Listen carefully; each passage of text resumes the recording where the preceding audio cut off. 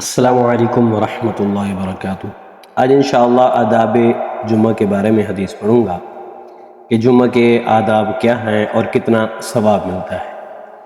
حضرت اوس بن اوس ثقفی رضی اللہ تعالی عنہ سے روایت ہے کہ سیدنا رسول اللہ صلی اللہ علیہ وآلہ وسلم نے ارشاد فرمایا، من غسل یوم الجمعۃ واغتسل ثم بکر وابتکر ومشى ولم يركب ودنا من الإمام فاستمع ولم يلغ كان له بكل خطوة عمل سنة أجر صيامها وقيامها۔ یہ حدیث سنن ابی داؤد شریف کے اندر موجود ہے، اس کا جو نمبر ہے 345 ہے۔ آئیے اس حدیث کا ترجمہ سماعت فرمائیں۔ میرے آقا امام الانبیاء حضور علیہ السلام نے ارشاد فرمایا، جو مسلمان جمعہ کے دن سر دھوئے اور غسل کرے، یعنی اچھے طریقے سے غسل کرے، پھر جمعہ کے لیے جلد جائے، پیدل چلے، سوار نہ ہو، امام کے قریب بیٹھے، خطبہ سنے اور بیکار بات یا کوئی ایسا کام نہ کرے، تو اسے ہر قدم کے بدلے 1 سال کے نفلی روزوں کا اور قیام کا ثواب ملے گا۔ سبحان اللہ، یہ کام بہت آسان ہے، اگر ہم کر لیں تو بہت اچھا ہوگا۔ ہمیں 1 سال کے نفلی روزے اور قیام یعنی عبادت کا ثواب ملے گا۔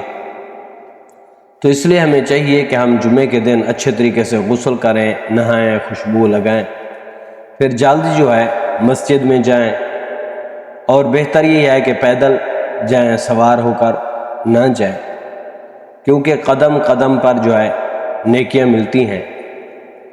تو اس حدیث مبارک میں آداب کے ساتھ نماز جمعہ ادا کرنے کی فضیلت بیان ہوئی کہ جو مسلمان اچھی طرح غسل کرے، پیدل چل کر جلد حاضر ہو، اگرچہ سوار ہو کر جانا بھی جائز ہے، یہ نہیں سمجھنا کہ بھئی سوار ہو کر جائیں گے، لیکن جب چلیں گے تو قدم قدم پر اللہ پاک نیکیاں عطا فرمائے گا۔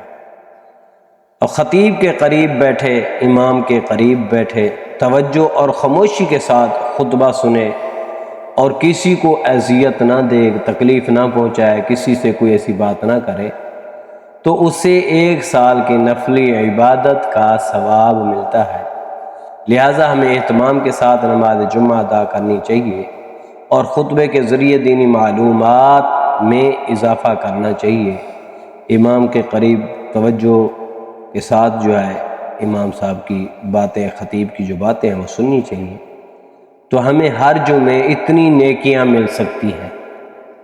تو دعا ہے اللہ تعالیٰ ہم سب پر اپنا خصوصی فضل و کرم فرمائے، اور ہم سب کو حضور علیہ السلام کے اس فرمان کے مطابق مسجد میں جلد جانا چاہیے، نہا کر غسل کر کے خوشبو لگا کے جانا چاہیے، اور خطیب کے ساتھ بیٹھنا چاہیے، اور اس کا خطبہ بڑے توجہ غور کے ساتھ سننا چاہیے۔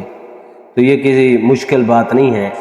تو 1 سال کی ہمیں نفل عبادت کا ثواب ملے گا۔